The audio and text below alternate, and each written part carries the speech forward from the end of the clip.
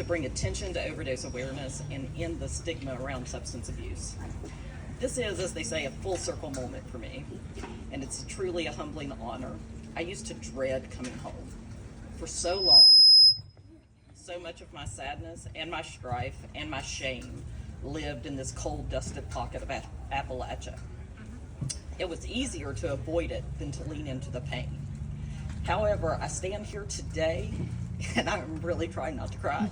I stand here today surrounded literally and virtually by so many of those who have loved me, often in spite of my very pig-headed self.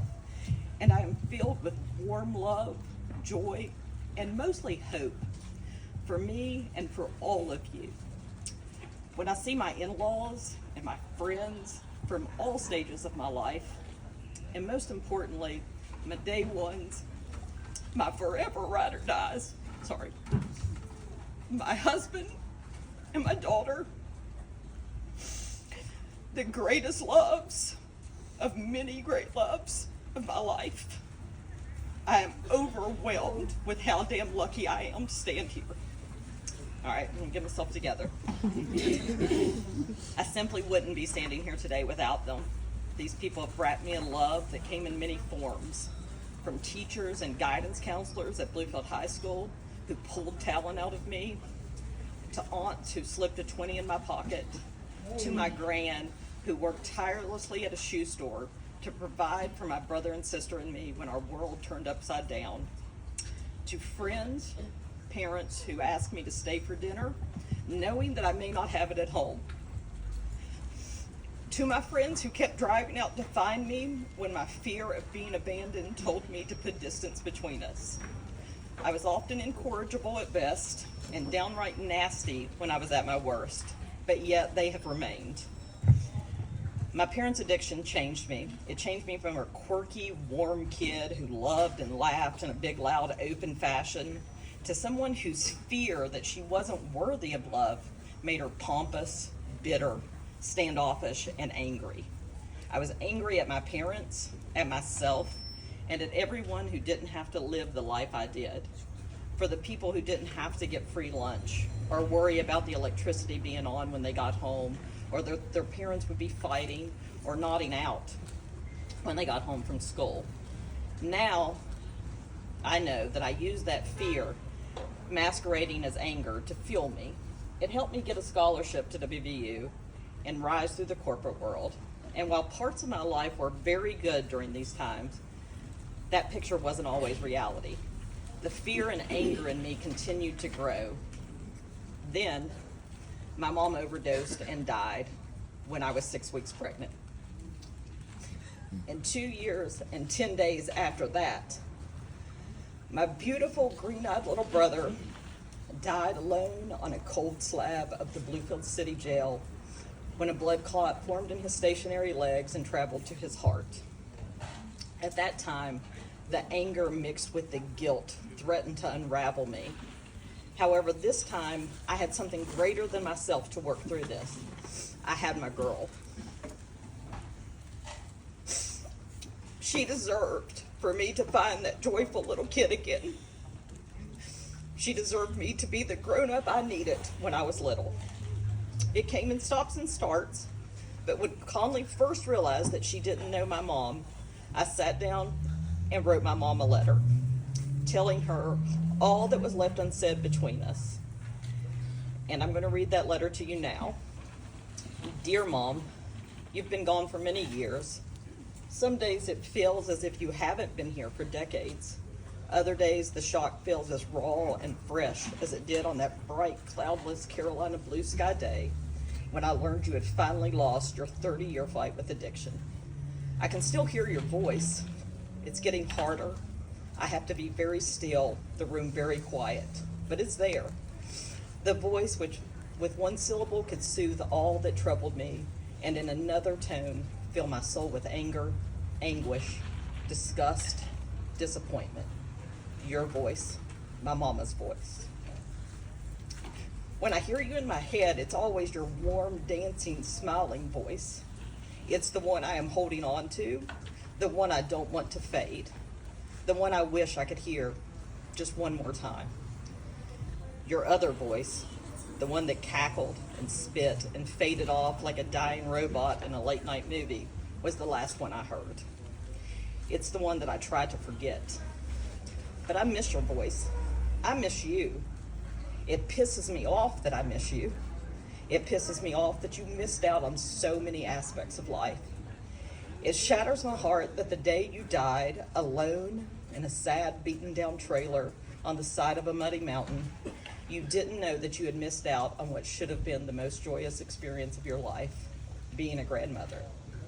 Even before I was pregnant, I worried about the role that you would play, the role that you thought you should play in my child's life. Truthfully, you did not deserve to play much of a role at all, but I knew that I would not have completely denied you this wonderful little creature. I was never able to completely deny you, but I knew that I would have to protect her.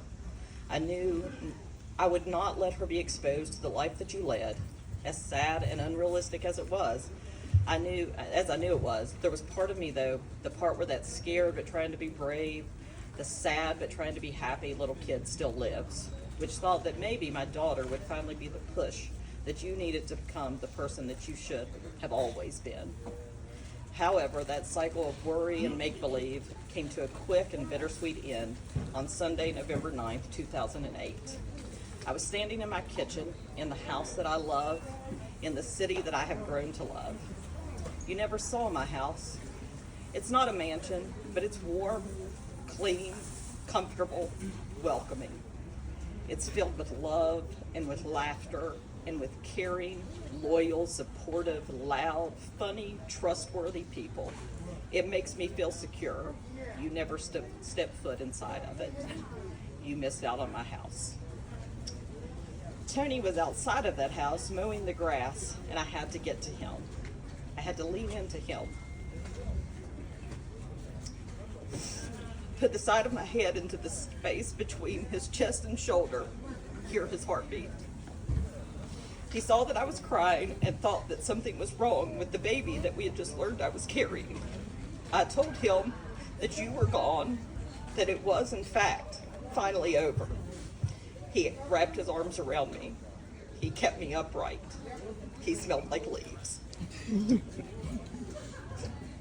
It is a shame that you really never got to know my husband. He is the Ricky to my Lucy, simply shaking his head when I break yet another phone or misplace my wallet for the 8th time in a week. He grows delicious tomatoes. He can fix anything. He loves to fish. Old people and dogs adore him.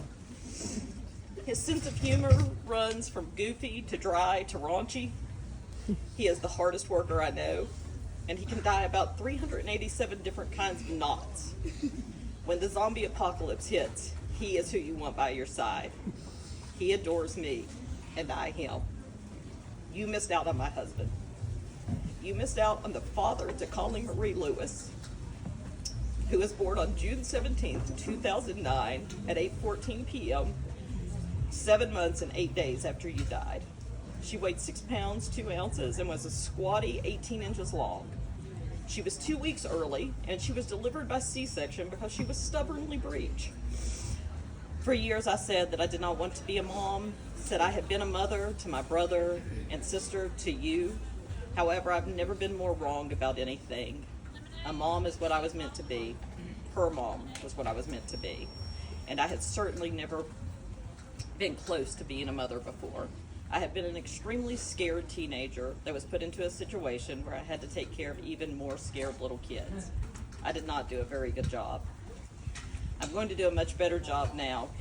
As for the damage that had been done to me, it was as if I could feel the broken parts of me start to come back together when I held my daughter for the first time. I was okay with myself. I knew that I could stop trying so hard. I knew that people liked me for who I am. And who I am is I am intensely loyal. I sometimes deflect hurt with sarcasm. I love to vacuum. I count to 18 when I dunk an Oreo in milk. I am a hard worker. I make a mean barbecue meatloaf. I love Bit-A-Honeys. I have great friends. I am dependable. I completed a marathon. I like to read in the bathtub. I like to read anywhere. Movie theaters are one of my favorite places in the world. I love spending Friday nights curled up on the couch with Tony and Conley. Snoring drives me absolutely insane. I am no longer afraid to say I'm a writer. I tell a pretty good story. I'm going to tell your story, our story. And I know that I will screw up from time to time, but I am determined to be the best mom possible. You missed out on your daughter, and I forgive you. Your addiction caused enough sadness and strife to fill several lifetimes. Forgiving you does not make those memories disappear. However, I hope it allows me to be a better friend and a better wife. Most importantly, Mom, I hope that forgiving you makes me a better mom. Because she makes my sky bluer and my sun brighter, music sounds clearer, and food tastes better because she is here. It was never simple with you, with us. It still isn't. However, for Conley and me, it is simple. It's easy. Your granddaughter is kind, goofy. She's Batman and a rock star. She loves bacon. Conley is chatty and secure. She hugs everyone. We sing an off-key version of You Are My Sunshine every night before bed. The beach is one of her favorite places. Her giggle can pull me out of the darkest funks. She has an imaginary friend named Nene who can be quite the troublemaker. And when Conley gets upset, we don't yell, we don't scream, and we most certainly don't hit. We dance. We dance out the frustrations. Her favorite song is She's a Rainbow by the Rolling Stones. You missed out on my daughter. I dreaded the day that Conley would ask about you. It happened not that long ago. Out of nowhere, she said, "Why don't I know your mom?"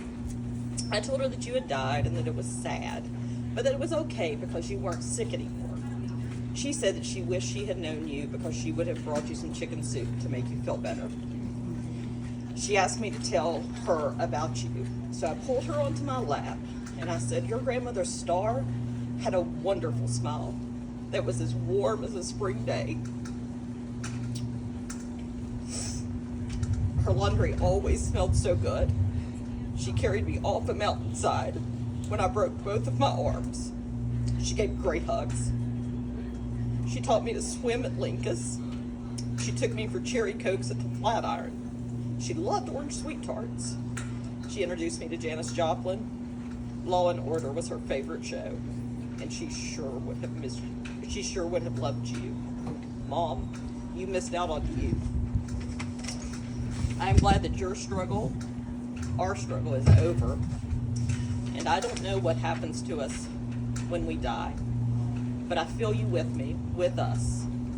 I like to think that you look out for us, and that in death you became the mom you could never fully be in life, the one that you were meant to be. Rest peacefully, Mama. Love, Sosha." So, sorry, it is the first time I have ever read that out loud, so give me just a second. So when I first wrote that letter, it was just for me. However, I then had the crazy idea to share it. This went against everything I thought I believed in. I was showing my vulnerabilities. I was sharing our secrets. However, I did it, and I started hearing back from people. I wasn't alone. From there, I had to tackle forgiving my father. This was considerably harder than my mom.